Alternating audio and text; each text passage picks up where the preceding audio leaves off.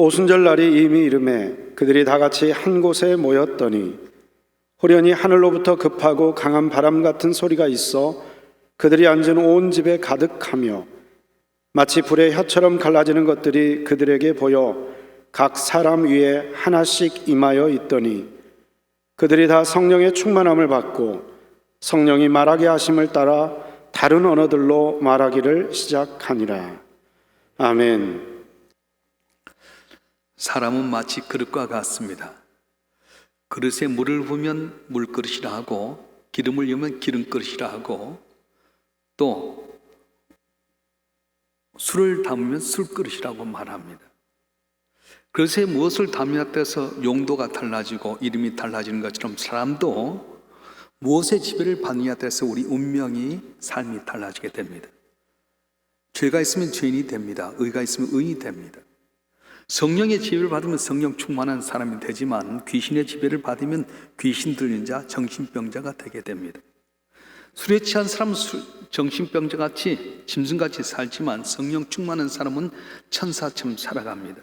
그래서 세상에서 세상의 포로가 되지 말고 술 취하지 말고 악한 삶 살지 말고 성령 충만함을 받아서 천사같이 한 형상으로 올바른 삶을 살아야 합니다.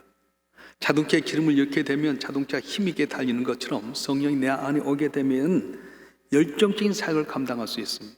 성령이 내 안에 오셔서 생각을 다르게 하고 능력을 주심으로 말미암아서 우리가 세상을 넉넉히 이기게 되는데 성령의 지배를 받지 않으면 나도 모르는 사이에 악령이 역사하게 된다는 거예요. 로마서 8장 9절에 보게 되면 만일 너희 속에 하나님의 영이 거하시면 너희가 육신에 있지 아니하고 영에 있나니 누구든지 그리스도 영이 없으면 그리스도의 사람이 아니니라 이렇게 말했습니다. 너희 안에 성령이 임하시면은 육신에 있지 않고 영에 있는다.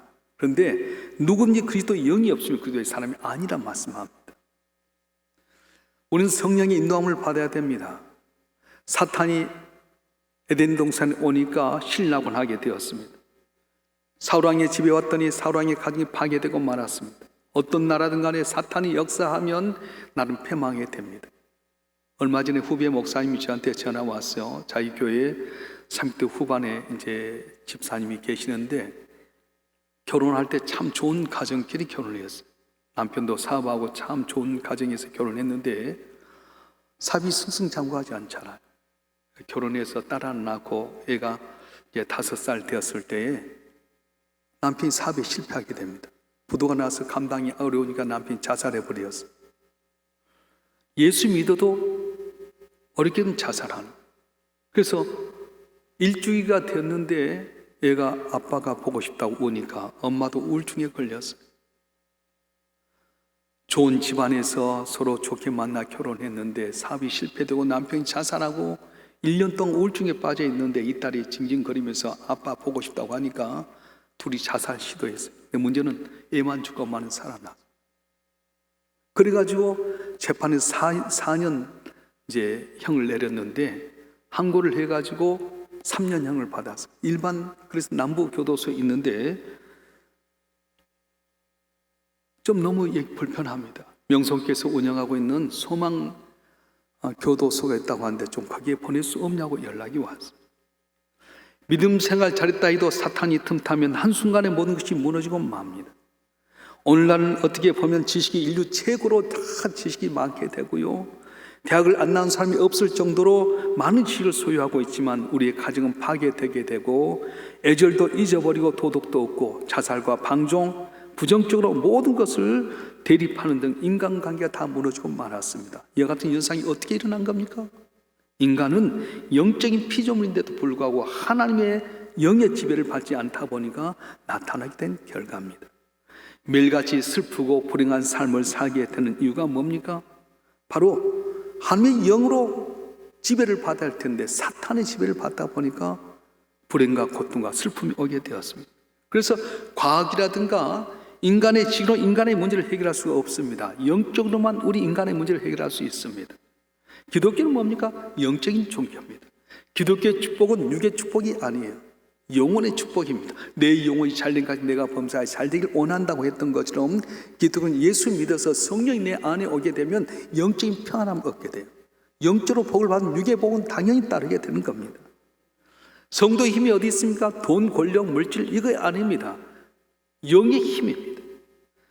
사람은 다 누구나 영적인 지배, 영적인 지도 안에 살게 되어 있습니다. 믿으나 안 믿으나 다 똑같습니다. 하나님 믿는 성도들은 성령의 지배를 받습니다. 성령은 하나님의 영이고 그리스도의 영이십니다. 진리의 영이십니다. 그분이 내게 오셔서 갈 길을 밝히 보여주시고 도와주셔서 건강하게 되게 되고 평안하게 되고 힘을 얻게 되는 거지 내가 하는 것 아니라는 거예요. 안 믿는 사람도 영의 지배를 받습니다. 내가 무슨 영의 지배를 받느냐 그렇게 생각할지 모르지만은 사람은 영적인 피조물입니다. 모든 안 믿는 사람은 자기도 모르는 사이에 사탄의 지배를 받습니다. 귀신이 지배하고 미혹의 영들이 지배하게 됩니다. 내가 사탄과 무슨 관계냐 있느냐 할지 모르지만 사람은 다 영의 지배를 받게 되어져 있어요. 성령이란 말은 루아흐, 바람이라는 뜻입니다. 바람 눈에 보이지 않지만 바람이 있는 것처럼 우리 삶을 보게 되면 내 삶의 방향이나 내 삶의 모든 것이 성령이 역사한 대로 이끌면 성령이 사람이 되는 거예요. 하나님이 잘 경외한 대로 바람이 불면은 성령이 지배를 받습니다. 그런데 세상을 살아가는 방향으로 내가 살아가게 되면 나도 모르는 사이에 사탄의 지배를 받는다는 거예요. 마귀가 역사한다고 해서 마귀가 뿔나게 하고요, 성격이 삐뚤어지게 역사하고 그런 건 아닙니다. 마귀가 역사한 건 전체적으로 보면 세상을 사랑하고 세상을 향해서 나가는 것입니다. 육의 것을 좋아하고 육의 소명을 따라 살게 되고 이것이 바로 마귀가 역사하는 것입니다.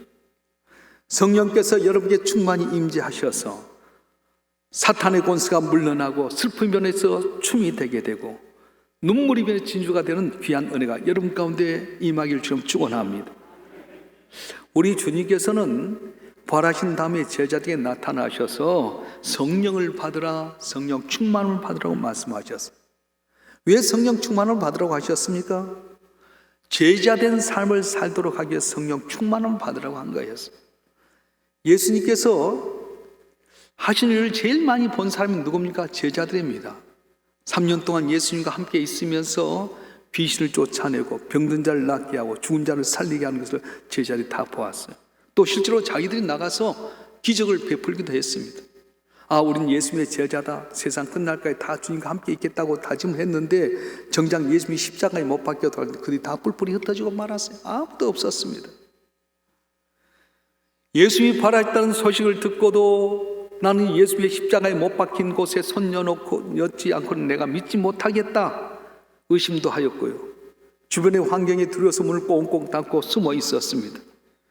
예수님은 그들이 제자 되기를 원하셨습니다. 부름받은 것으로 제자가 된 것 아닙니다. 교육받았다고 제자가 되는 것 아닙니다. 이름은 제자인지 모르지만 실제는 아니었습니다. 그래서 이제는 제자가 되라, 성령 충만을 받아서 제자가 되라 말씀하십니다. 성령으로 거듭났다면 달라져야 됩니다. 근데 이 달라진다고 하는 것은 변화라고 하는데 두 가지 변화가 있습니다. 물리적인 변화가 있고 화학적인 변화가 있습니다. 물리적인 변화는 뭡니까? 예를 들어서 나무를 가지고 이 톱으로 썰고 대패질하고 망치질해서 의자를 만드는 겁니다. 다시 말하면 나무는 같은 나무인데 모양만 달라진 거예요. 화학적인 반응은 뭡니까? 본질이 달라지게 됩니다. 예를 들어서 나무를 가지고 종이를 만들어버려요. 근본이 달라진 것을 바로 화학적인 변화라고 말합니다. 오늘날 교회 나와서 신앙생활하는데 물리적인 변화만 있는 사람이 많습니다. 사람은 옛사람이고 직분은 받았지만 교회에 덜렁 나와서 성경책 끼고 교회만 왔다가 돌아간 사람이 얼마나 많은지 모릅니다. 성령은 사람을 근본적으로 변화시켜버려요. 거듭났다고 하는 것은 뭔 말을 하는 겁니까? 성령으로 근본이 달라진 걸 말합니다. 그러면 변화됐다고 해서 무엇이 달라진 것이냐? 육의 생명이 영의 생명으로 달라진 거예요. 영혼이 살아나는 거예요. 성령으로 거듭나면 주인이 달라집니다. 사람은 자기가 주인 것처럼 생각합니다. 자기 마음대로 하려고 합니다. 그런데 성령으로 거듭난 사람은 주님 나의 주인이 되고 주의 말씀대로 살려고 합니다. 성령이 충만해 거듭나면 삶의 목적이 달라집니다. 전엔 나의 유익을 위해서 살았습니다. 성령 충만한 사람은 이제 하나님의 유익을 위해서 살게 되고 주님이 기뻐하신 일을 위해서 살아가게 됩니다. 성령으로 거듭났다, 성령 충만함 받았다고 해서 완벽한 신앙생활을 하는 것 아닙니다. 실수 없다는 것도 아닙니다. 전에 노예에서 노예원 수련회를 목사님 장로님들이 중국에 장가기를 갔어요. 장가기를 갔더니 거기서 가이드가 그런 이야기를 하는 겁니다. 한 나라를 세운 유방에 두 명의 뛰어난 장군이 있었습니다. 하나는 한신이라고 하는 장군이고 한 사람 장자방이라고 하는 지략가였어요. 그래서 초나라의 항우를 물리치고 이 유방이 한 나라를 딱 세웠는데 전쟁이 승리한 다음에 여러 가지 핑계를 가지고 한신이라고 하는 장군을 죽였어요. 여기서 토사구팽이라는 말이 나왔습니다. 교활한 토끼가 죽고 나면 사냥개는 잡혀 삶아지게 되게 되고 높이 나는 새도 다 잡히면 좋은 활도 강에 들어가게 되고 족국이 타파되면 모신도 망한다. 철화가 평정되어서 나도 마땅히 팽당함이로다. 그리고 죽었습니다. 한신이 죽는 것을 보고 장자방은 도망을 가게 됩니다. 그리고 이 장가기에 와서 숨게 됩니다. 그래서 이것을 장가계, 장씨의 땅 그런 뜻입니다. 사람이 태어나서 장가기에 가보지 않았다면 100세가 되어도 어찌 늙었다고 할 수 있겠느냐는 중국의 고사가 있습니다. 또 시성 두보는 어찌 이럴 수가 있느냐 보고도 모를 일이라 하면서 장가기의 아름다움을 이야기합니다. 정말 여러분 장가기에 가면 너무도 멋있습니다. 그런데 중국 사람들은 담배를 많이 피는데 그 아름다운 장가기에다 담배 피고 다 거기다 다 버려둔 거예요. 가장 아름다운 곳일지라도 쓰레기가 있는 것처럼 성령 받았어도 성령 충만해도 실수가 있고 흠이 있습니다. 완벽하지 못합니다. 그런데 뭐가 달라지냐? 삶의 목적이 달라지는 거예요. 뭘 하든지 목적이 하나님의 영광을 위해서 하나님의 유익을 위해서 살려고 하게 된다는 겁니다. 또 성령 충만하게 되면 삶의 의식이 달라집니다. 뭘 하든 간에 감사의 의식이, 평안의 의식이 있습니다. 이게 성령 충만한 사람이고 거듭난 사람의 모습입니다. 그래서 우리가 예수의 진정한 제자가 되려고 한다면 성령 충만해야 됩니다. 진정한 그리스도인 된다면 성령을 거듭난 사람이 되어야 됩니다. 그런데 대부분의 신자는 어떻습니까? 세례는 받는데 영적인 세례를 받지 못해 성령 세례를 받지 못했다는 거예요. 오늘날 한국교회가 왜 이렇게 힘들고 지탄의 대상이 되어버렸습니까? 세례는 받았지만은, 물의 세례를 받았지만은 성령 세례를 받지 못하다 보니, 성령 충만을 받지 못하다 보니까 지탄의 대상이 되고 말았습니다. 사도행전 19장 2절 이하에 보게 되면 바울이 에베소 교회의 교인들을 만나서 말합니다. 너희가 믿을 때 성령을 받았느냐? 성령이란 말은 처음 들어봅니다. 그럼 너희가 무슨 세례를 받았느냐? 요한의 세례를 받았습니다. 그래서 사도 바울은 믿을 때 성령 세례를 받으라고 말씀하는 거예요. 사도행전 1장 5절에 보면 예수께서 성령으로 세례를 받으라 이렇게 말씀하셨습니다. 성령으로 세례를 받는다는 말은 중생하고는 달라요. 예수 믿고 구원받는 것과는 다릅니다. 성령 세례는 예수 믿고 중생하는 것은 성령의 기본적인 역사라고 한다면 성령 세례는 이 기본적인 역사 플러스 제2차적인 성령의 역사, 성령의 충만함을 이야기하고 있습니다. 그래서 우리 성도들이 제일 사모해야 될 게 뭐냐면 성령 충만함입니다. 성령 세례 받는 겁니다.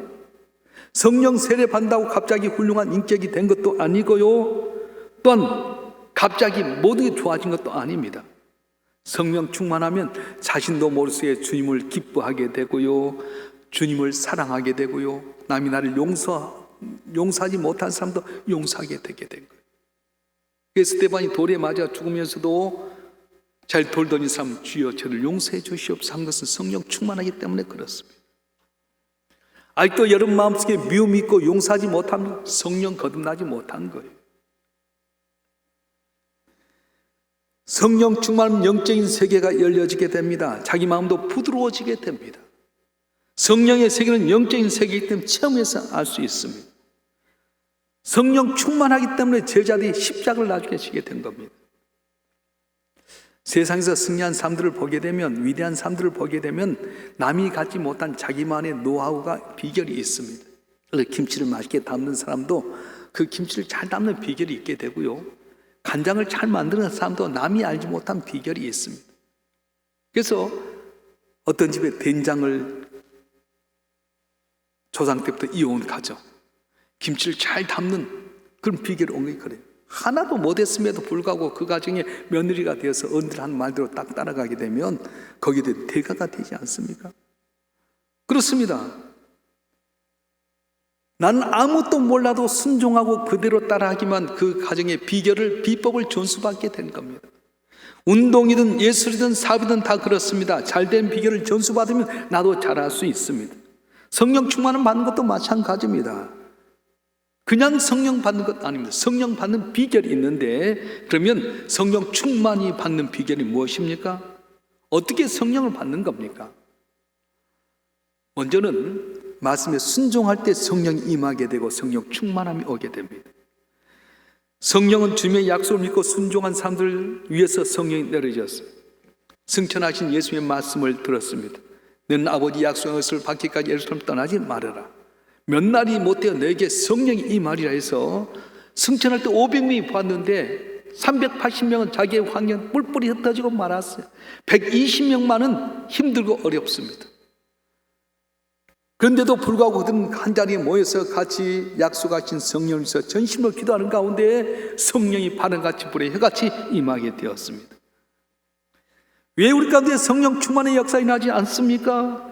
주님 말씀에 순종하지 않기 때문에 그렇습니다. 말씀보다 내 생각이 앞서게 되게 되고 말씀이 주님의 약속보다 내 눈앞에 보이는 것이 앞서기 때문에 예수 믿어도 성령 충만하지 못하고 성령의 능력이 안 나타나게 되는 겁니다. 사도행전 1장 4절과 5절을 보면 이렇게 말씀합니다. 우리 다 같이 한번 읽어볼까요? 사도행전 1장 4절과 5절 시작.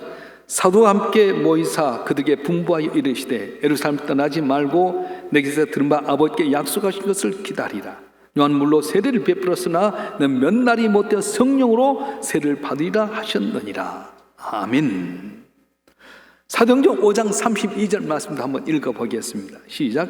우리는 이 일의 증인이요 하나님이 자기의 순종한 사람들에게 주신 성령도 그러하니라 하더라. 아멘. 다시 한번 읽겠습니다. 또박또박 시작. 우리는 이 일의 증인이요 하나님이 자기에게 순종하는 사람들에게 주신 성령도 그러하니라 하더라. 아멘. 순종한 자에게 성령을 주신다는 거예요. 하나님의 말씀은 약속의 말씀입니다. 믿고 순종한 자에게 하나님께 보증의 수표가 있습니다. 그게 뭡니까? 믿고 순종한 성령을 보증 수표처럼 주신다고 말씀하셨어요. 자, 여러분 한 분 한 분 껍데기는 똑같은 육의 몸을 가졌지만 내 안에 성령이 임하면 남이 하지 못한 능력이 행하게 됩니다. 그래서 베드로에게 성령이 임했더니 똑같이 성전에 올라가다 은과 금 내게 얻고 내게 있는 것 내게 주노니 나사렛 예수의 이름으로 일어나 걸으라 했더니 앉은바 일어나는 기적의 역사가 일어나게 됐고요. 도로가라고 하는 사람이 도로가 일어날 때 죽었던 도로가 살아나게 되고 너희가 죽인 예수가 하나님의 사람이다. 하나님의 아들이다. 그가 죽은 자 가운데 삶 안에 살아나셨다 말했는데 그 말 듣고 하루에 3,000명, 5,000명이 변하는 역사가 일어났습니다. 여러분도 말씀에 온전히 순종함으로 말미암아 성령 충만해서 능력 있는 귀한 성도 되기를 주님으로 축원합니다. 축원합니다. 두 번째 성령 충만이 받는 비결은 뭐냐면 함께 모여서 전심으로 기도할 때 성령이 충만하게 임한다는 겁니다. 성령은 기도의 결과로 나타납니다. 성령은 기도한 자를 위해서 함께 하시며 역사하십니다. 오순절에 120명이 모여서 함께 기도합니다. 그런데 간절히 기도할 때 성령이 임했습니다. 사마리아 사람들 성령이 임하게 된 것은 베드로와 요한의 기도 때문에 성령이 임했습니다. 이처럼 기도할 때 성령을 받게 되는 겁니다. 120명 기도할 때 대충 한 것 아닙니다. 전심으로 기도했습니다. 열흘 동안 그들은 온전히 주님 앞에 전심으로 기도했더니 성령이 불의 혀같이 바람처럼 그들의 전체에 임하게 되었습니다. 근데 해야 될 일이 많이 있었습니다. 여전히 해야 될 일도 많고 빨리도 해야 되고 애들도 돌봐야 됩니다. 그런데 주님의 약속의 말씀을 붙들고 결사적으로 기도했습니다. 하루 이틀이 아닙니다. 성령 받을 때까지 기도했습니다. 마침내 오순절날 한 곳에 모이는 그들이 전심으로 기도하게 될 때에 성도들이 영안이 띄어져서 불의 혀처럼 바람처럼 임하는 성령을 받게 되고 다 성령 충만함을 받았습니다. 오순절에 성령이 임하게 된 건 성도들이 전심으로 기도했기 때문이지 그냥 쉽게 기도해서 된 것이 아니라는 것입니다. 성령 받으면 결사적으로 기도해야 됩니다. 사도행전 1장 14절 말씀 다 같이 한번 읽어볼까요? 사도행전 1장 14절 시작. 여자들과 예수의 어머니 마리아와 예수의 아들과 더불어 마음을 같이하여 오로지 기도에 힘쓰니라. 오로지 기도에 힘쓰니라. 할렐루야. 기도할 때 성령이 역사해 주십니다. 엘리야는 갈멜산에서 하나님께 간절히 기도했더니 아합의 계기를 물리치게 되게 되고 3년 반 동안 가뭄 들었던 땅에서 가뭄이 해결된 비의 역사가 일어났습니다. 모세는 시내산에 올라가서 40일 동안 금식하면서 함께 영적인 기도, 영적인 교제 기도했더니 능력이 임해서 이스라엘 백성이 그런 최고의 지도자가 되었습니다. 예수님도 겟세마네 동산에서 밤을 새워서 기도하며 통곡하고 하나님 앞에 부르짖어 기도할 때 성령이 역사하심으로 온 인류를 감당하는 구원자가 되었던 것입니다. 기도는 무한한 비밀의 창고입니다. 인간은 인간답게 가치있게 하는 큰 힘을 뭐가 갖고 있냐? 기도가 갖고 있습니다. 기도는 씨를 뿌린 것과 같습니다. 눈물로 씨를 뿌린 자는 기쁨으로 거둔다고 하는 것처럼 내가 기도하면 반드시 거두게 됩니다. 그런데 기도는 질이 중요한 것이 아니라 양이 먼저 중요해요. 운동선수를 보세요. 다 달란트도 있지만 재능이 있지만은 열심히 더 많이 훈련한 만큼 올림픽에 가서 금메달도 따게 되고요, 월드컵에 가서도 딱 좋은 결과 내는 거지 재능이 있다고 힘이 있다고 거기 되는 건 아니라. 왜 우리 한국교회가 능력을 잃어버렸습니까? 예전에 우리 선배들은 삼각산에 올라가서 밤새워 기도하고 금식하고 때를 얻더니 못더니 기도했으며 그때 그들에게는 가진 것도 없고 배운 것도 없어 능력이 나타나고 기적이 나타났습니다. 오늘 얼마나 더 많이 배우고 얼마나 많이 부유해졌습니까? 근데 기도를 하지 않는 거예요.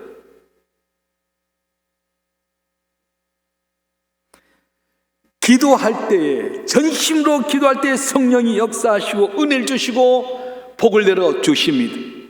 이제 다시 깨어서 기도하시길 바랍니다. 사탄의 권세에 억눌려서 이리 가도 안 되고 저리 가도 안 되고 슬픔과 고통 가운데 있으려면 기도 안 해도 됩니다. 그런데 능력받아 뒤에 영광을 나타내길 원한다면 여러분 깨어서 기도해야 됩니다. 그럴 때 성령이 내 안에 오셔서 지혜를 주시고 명철을 주시고 능력을 주셔서 승리하게 되게 되는 것입니다. 이번 성령 강림주를 통해서 말씀에 순종하고 기도하며 말미암아 성령 충만해서 승리하는 우리 모두가 되기를 주님으로 축원합니다. 축원합니다. 세 번째는 언제 성령이 충만히 임하되면 겸손하게 말씀을 받을 때 성령이 충만히 임하게 됩니다. 성경은 성령께서 쓰신 겁니다. 물론 성령의 저자들이 많은 사람이 있고 몇백 년에 걸쳐 써졌지만은 성령이 감동을 썼기 때문에 이 성구가 하나도 틀린 적이 없어요. 다 성구 구약과 신약의 대교가 있게 되고요, 그리고 자가당기에 빠지지 않는 것은 사람이 썼지만 성령의 감동으로 썼기 때문에 그렇습니다. 그래서 성경의 말씀은 성령의 말씀입니다. 한 말씀이기 때문에 말씀이 증거된 곳에 하나님이 함께 하시는 겁니다. 두세 살 먼 곳에도 내가 함께 했다고 했는데 말씀이 임하는 곳에 어찌 성령이 하지 않겠습니까? 바늘 가는데 실 가는 것처럼 말씀이 전파되는 곳에 성령이 임하게 돼요. 그래서 여러분이 교회 나오는 이유가 바로 그거예요. 사도행전 10장에 보게 되면 로마의 백부장인 고넬료가 기도하는 가운데 시몬 비장 시몬의 집에서 기도가 있는 베드로를 모시게 됩니다. 그래서 자기 온 가족과 종들과 친구들과 불러서 베드로를 이렇게 기다리고 있는데 베드로가 오니까 팍떡 일어나고 다 절하고 자기 집에 제일 좋은 자리에 앉게 만들었어요. 그리고 예배드리고 베드로가 말씀을 전달하는 과정 속에서 고넬료와 그의 식구들과 친구들이 다 성령 충만을 받습니다. 로마의 백부장이 자기가 정복하고 있는 피정복지의 시골 어부 베드로에게 엎드려서 겸손히 절하고 말씀 받는다는 건 도저히 있을 수 없는 건데 겸손히 말씀을 받으니까 성령이 거기 있는 모든 사람이 다 임하게 됐다는 거예요. 오늘도 마찬가지입니다. 한국교회의 은혜가 적어지고 성령 충만의 역사가 줄어든 것은 말씀을 받는 사람의 마음이 교만해졌기 때문에 그렇습니다. 말씀 받는 사람들이 마음이 높아지게 되고요, 말씀 받는 것을 시시하게 여기게 되고요, 말씀이 귀한 줄 모르고 받다 보니까 은혜가 임하지 않고 성령의 역사가 임하지 않는 거예요. 말씀 많아요. 라디오든 TV든 교회든 간에 성령의 역사하신 말씀이 있는데 내 마음이 교만해졌어요. 말씀을 판단하는 거예요. 그러다 보니까 성령이 임하지 않게 되게 되고요, 능력을 잃어버린 겁니다. 은혜는 물과 같습니다. 물은 위에서부터 밑으로 내린 것처럼 은혜는 어떤 자에게 주냐? 겸손한 자에게 주신 겁니다. 하나님은 어떤 자에게 은혜를 주십니까? 겸손한 자에게 은혜를 주십니다. 마음이 겸손한 자는 절대로 은혜가 임하지 않습니다. 그래서 여러분이 교회 나오면서 마음을 낮춰야 돼요. 돈 있는 자든 권력 있는 자든 나는 죄인입니다 하고 겸손히 주 앞에 예배할 때 성령이 그에게 임하게 되는 거지, 좀 있다고 권력 있다고 배웠다고 힘 있다고 말씀을 함부로 하고요, 말씀을 판단하게 되고 은혜가 임하지 않아요. 사탄이 벌써 다 걷어가 버린 거예요.